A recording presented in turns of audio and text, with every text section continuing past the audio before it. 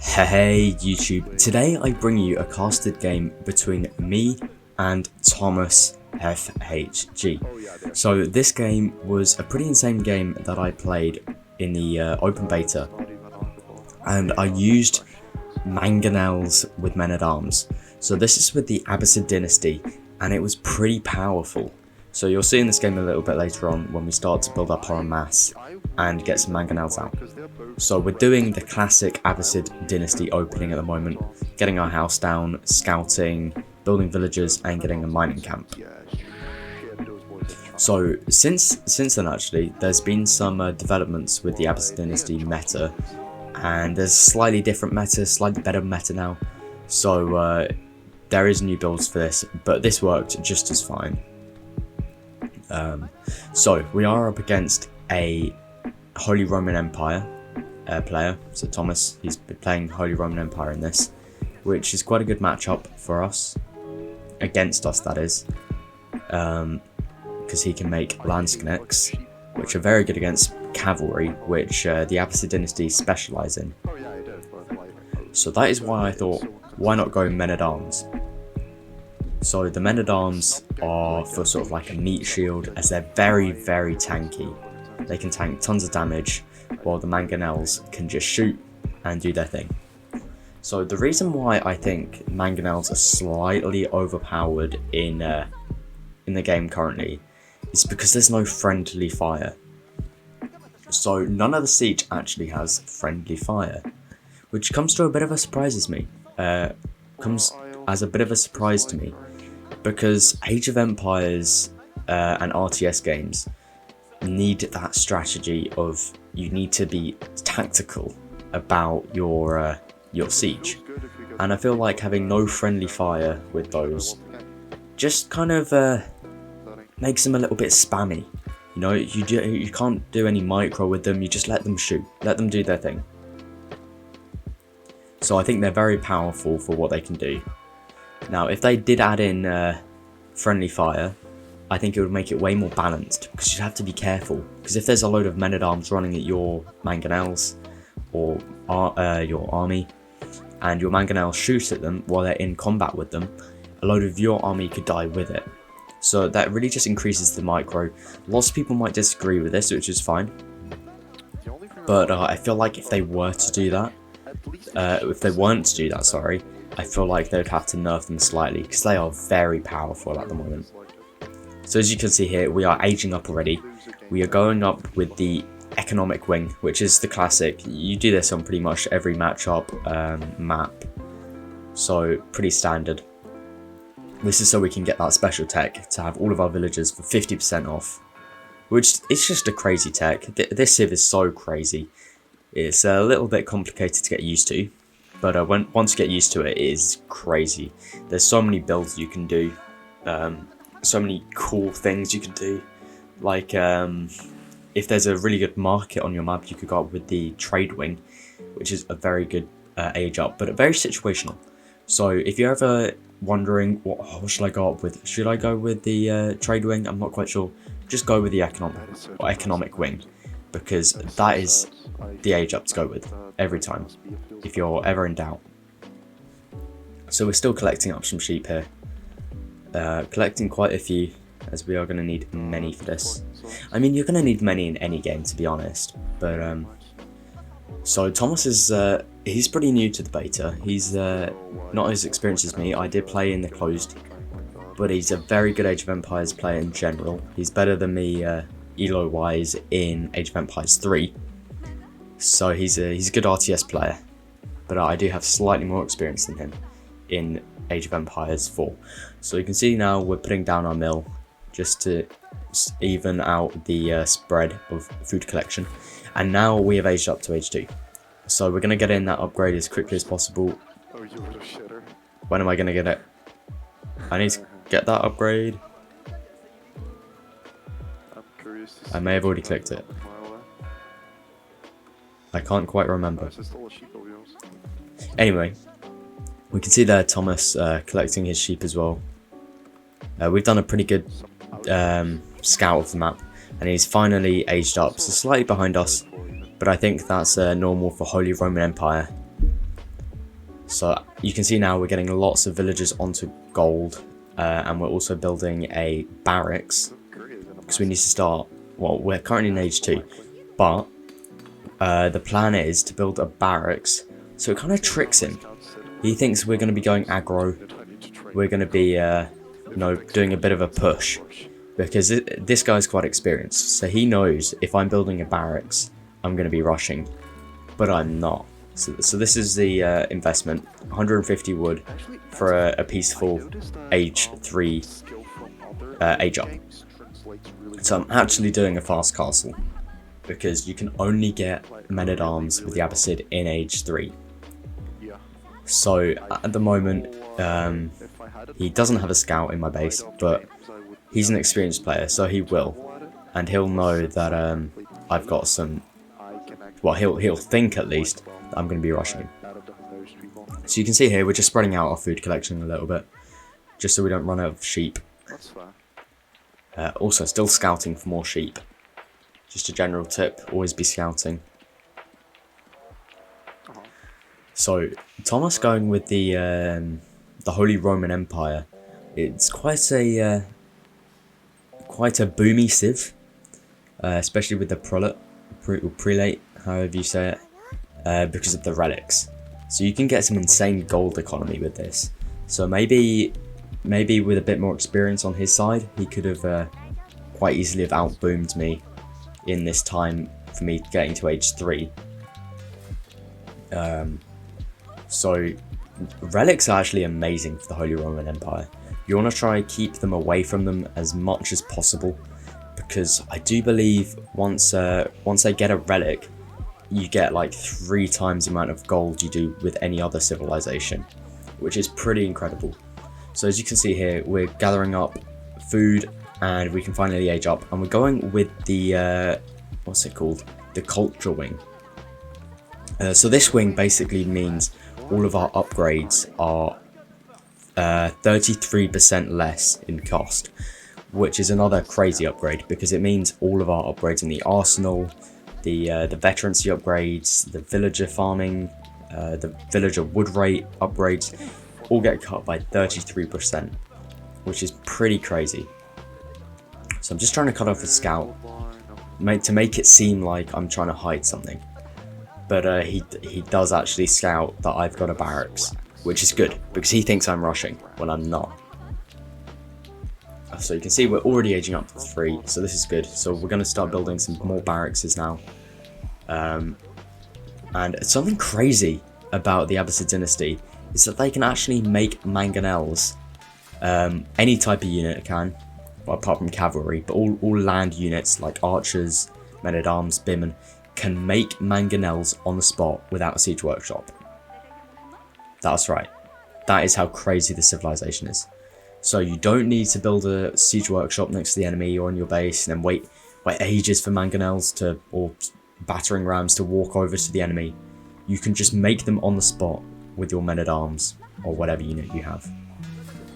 So you will see it in a minute when I do decide to start making some. But we're just building up our houses and stuff so we can get into the golden age. I did actually make a little tutorial, or not a tutorial, a guide on what and how the golden age is. So how you can get it and what it is.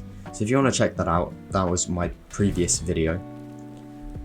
But we do now have our golden age, which just gives us some few bonuses here and there for villagers and stuff. And as soon as we age up, we want to get men-at-arms in queue. So you can see that we've got quite a few in queue.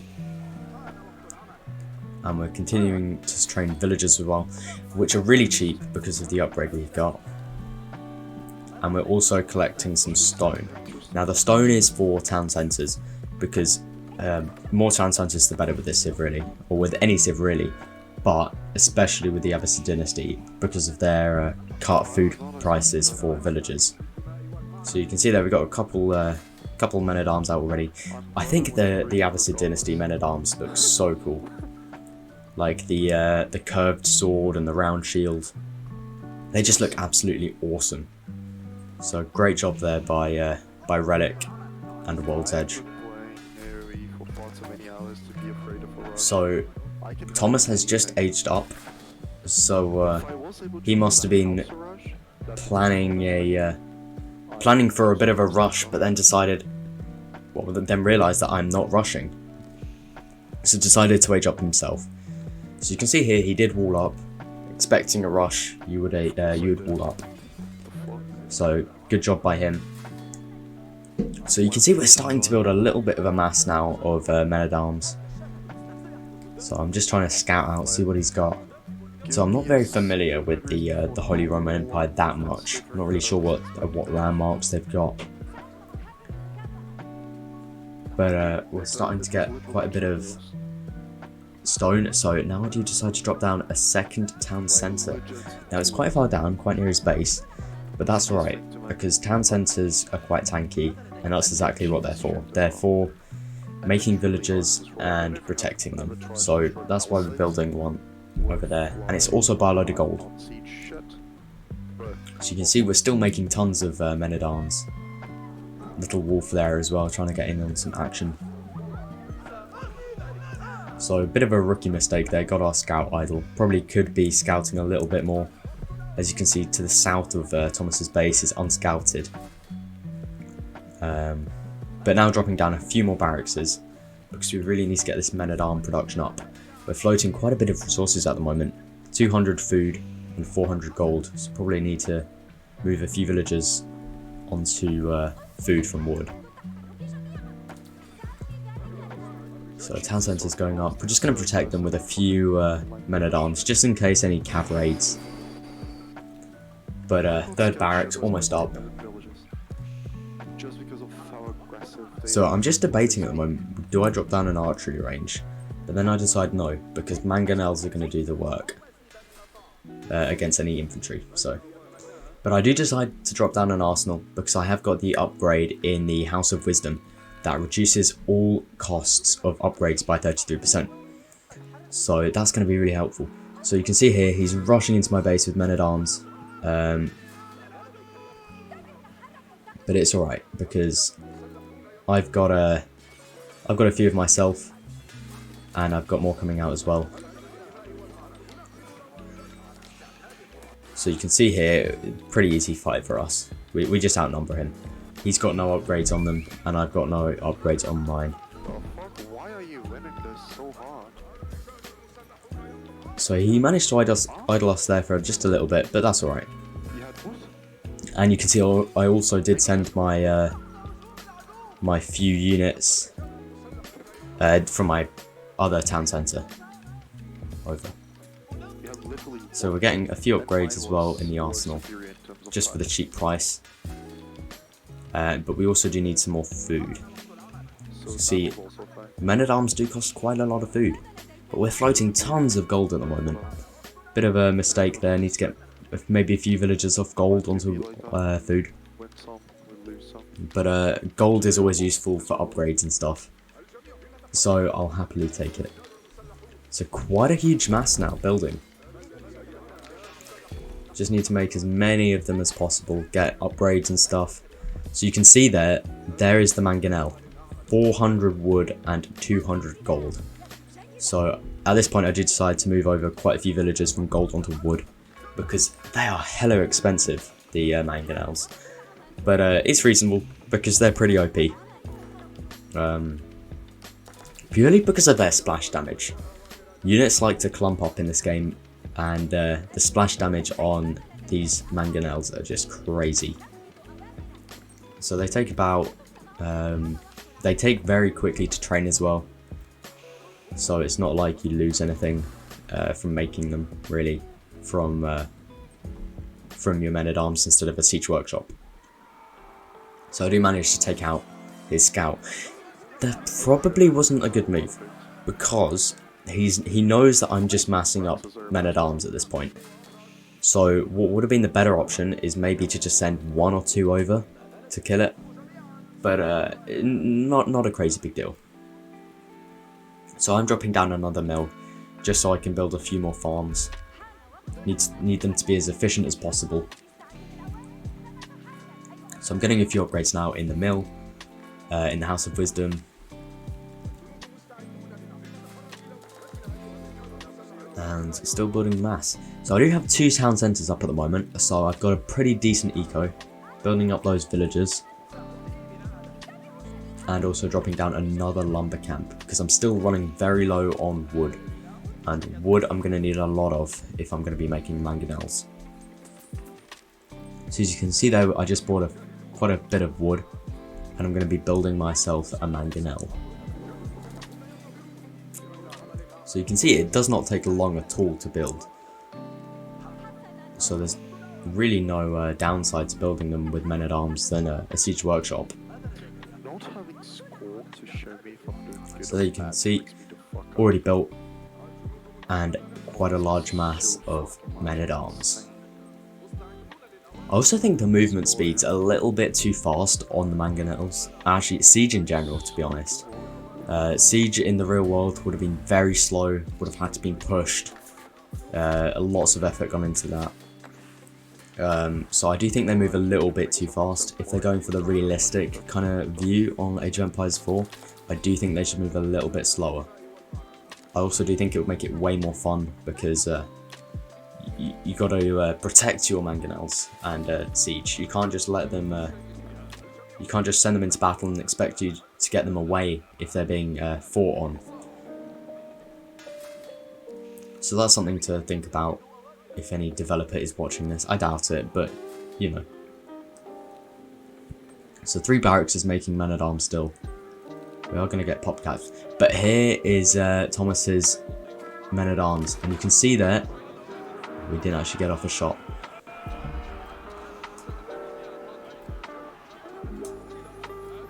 But 2 mangonels are just crazy. So you can see here, we're going to get off another shot. Manages to take out 1, but did a load of damage there as well to a load of other ones. So setting them up and shooting. So at this point, it would have been tactical if there wasn't friendly fire to just sort of stop them from shooting.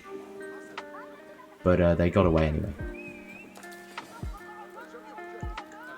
So you can just see the crazy movement speed on the mangonels. It's just crazy. You see that another load of shots got off. Does an absolute crazy amount of damage to those men-at-arms. What the fuck is that LOL? And look at the range on those things. Absolute crazy. It would make sense for trebuchets to shoot that far, but mangonels, I don't know. It seems a little bit crazy. So you can see here we're spamming down a load of houses, because I don't want to make any more. But Thomas does get quite lucky here. The mangonels don't exactly have a lot of HP, so they are very easy to take out. But overall, still a good trade for me, because I do manage to take out his mass. Because I do have the upgraded men-at-arms and the mass of men-at-arms. So it's still producing from 2 town centres, so not only do we have the eco advantage, but probably the military advantage as well. So you can see I'm just trying to connect up all of my houses, because I want that golden age tier 2, which increases my villager production rate even more. Not production rate, gather rate, and also some other bonuses as well. So I do want to build more barracks, because we're not producing men-at-arms fast enough. As you can see, we're floating 1.5k resource food and 1,400 gold, which is a bit too much for my liking. So a couple villages just taken out there from Thomas. You know, I'll always take that, a couple villages. But we're going to start building up the mangonel mass again. Even more mangonels this time. So still tons of men-at-arms right there being produced.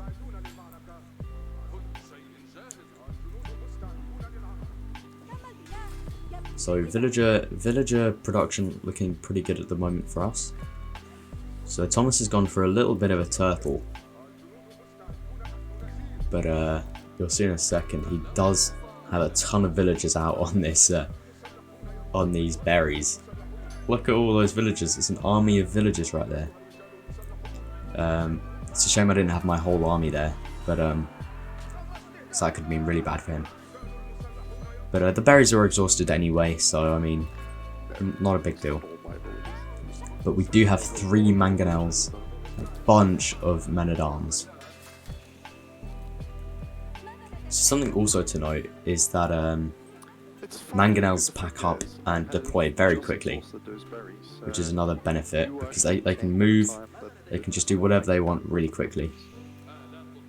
So you can see there, I'm building a third town centre.